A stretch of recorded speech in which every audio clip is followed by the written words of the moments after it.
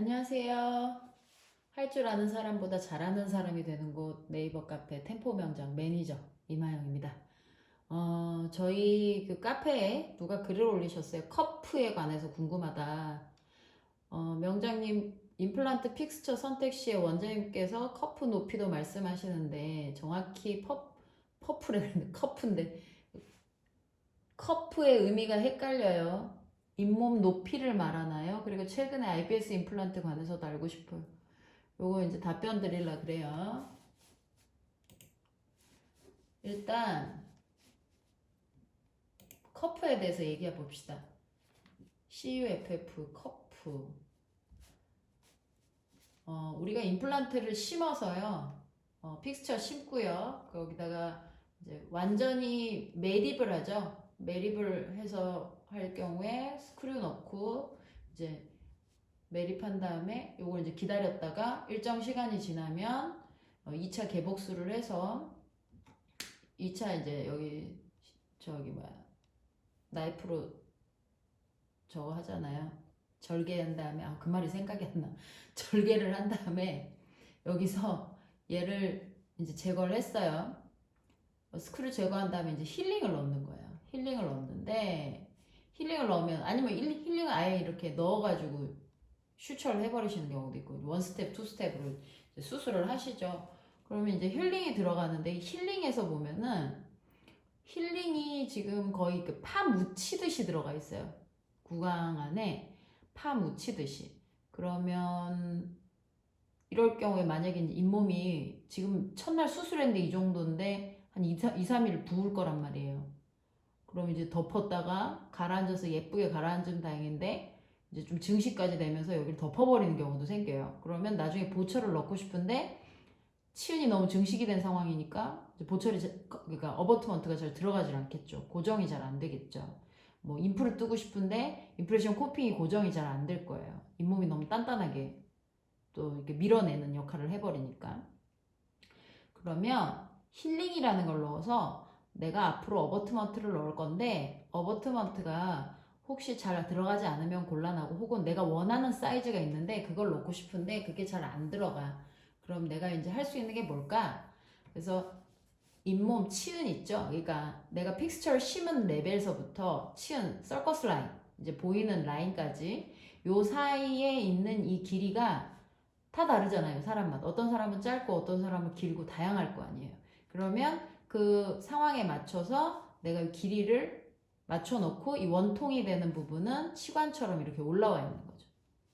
그래서 이제 마치 어버트먼트를 끼워 놓은 것 같은 그런 이제 대체 대용이죠. 어버트먼트를 지금 당장 넣지 않고 이제 힐링을 넣어놓는 거 이제 교합력이 일로 들어가면은 아무래도 자극이 가니까 힐링 정도만 넣어서 잇몸만 벌려주는 역할을 하는 거예요. 힐링이잖아요. 치료하는 거죠. 그런데 요게 길이가 넓이가 되게 다양해요. 넓이랑 길이가 커프가 이게 좀 더 넓은 애도 있고요. 약간 좁으면서 긴 애도 있고요. 종류가 엄청나게 많습니다. 얘가. 이건 이제 잠깐 여기 보면 16페이지라고 써있잖아요. 그냥 한 장이에요. 이런 게 많아요. 길이랑 넓이랑 다 다르게 하는 게 이렇게 많아요. 그러면 저거를 우리가 다 구비하고 있느냐? 실제로 병원에서, 치과에서. 아니요. 다 안 갖고 계실걸요? 거의 쓰는 것만 쓰실 거예요. 길이도 거의 고만고만하고. 그래서 아까 같은 일이 생긴 거예요. 사이즈가 고만고만한 것들밖에 없으니까 이렇게 파묻히는 느낌으로 이거 심하죠 여기는. 절해버리면 나중에 잇몸이 충분히 안 벌어지죠. 그래서 좀 신경을 쓰시는 곳들은 아무래도 힐링을 여러 개를 사이즈를 다양하게 구비를 해 놓으실 거고 적당한 선에서 뭐 이렇게 유두리 있게 진행을 하실 경우에는 뭐 힐링을 좀 나중에라도 2차로 교환을 한 번 더 해준다던가 아니면 뭐 어버트먼트 넣으면서 좀 눌러준다던가 그런 걸 통해서 어떻게 해결을 하실 거예요. 근데 뭐 이렇게 하든 저렇게 하든 답이 정해졌다기보다는 이제 병원마다 스타일의 차이가 조금 있다는 거, 그 정도만 알아두시면 되고. 커프의 의미가 그거예요. 아까 그 날개처럼 벌어지는 치은을 눌러주는 요 부위를 커프, 카라라고도 하는데 여기를 커프라고 부릅니다. 이게 어버트먼트에도 있습니다. 그래서 치은 높이를 맞추는데 프루브 같은 걸로 재보시면은 거의 높이는 나오니까 그렇게 체크하셔도 돼요. 근데 잘 그렇게 안 하죠. 보통 쓰는 것만 쓰니까. 그래서 그거는 스타일로 알고 계시고, 그리고 IBS 문의하셨어요. IBS가 참 안타까운 게 IBS 하나만 설명을 드리기는 너무 양이 방대해요. IBS는 이런 거예요. IBS는 뭐 이렇게 하세요. 이렇게 설명을 드리기가 너무 어려워. IBS 시스템도 보통 임플란트 시스템인데 이제 이 친구는 하이니스라고 이제 IBS와 비슷한 거거든요. 그러니까는 이게 그냥 단순하게 설명하기엔 내용이 너무 길어서 한계가 있으니까 일단 이제 기초적인 내용만 얘기를 해볼게요. 그러니까 우리가 세멘 타입으로 보철을 고정을 하거나 SCRP로 고정을 했을 때 나사 풀림 현상이 일어났어요. 왜냐면 교합력이 있다 보니까 교합력에 의해서 지속적인 자극을 받다 보면 이런 데서 이제 보철물과 이 링크라 그래서 중간에 이 링크라고 써있죠. 링크라고 해서 보철물과 요 밑에 어버트먼트를 연결해주는 이제 중간 장치가 있는데요. 예, 여기죠. 이제 픽스처죠. 픽스처를 연결해주는 중간 장치가 있는데요.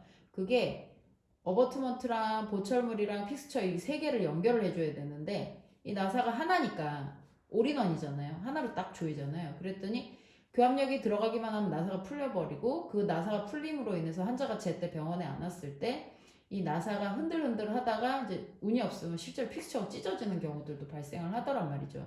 그래서 그런 것들에 대해서 좀 더 안전한 장치가 뭐가 있을까? 그래서 IBS 같은 경우에도 어버트먼트를 이 픽스처에다가 1차로 나사를 한번 고정을 하고요.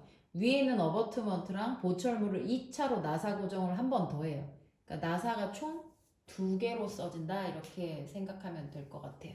그래서 그렇게 이해를 하시면 좀 더 수월하지 않을까.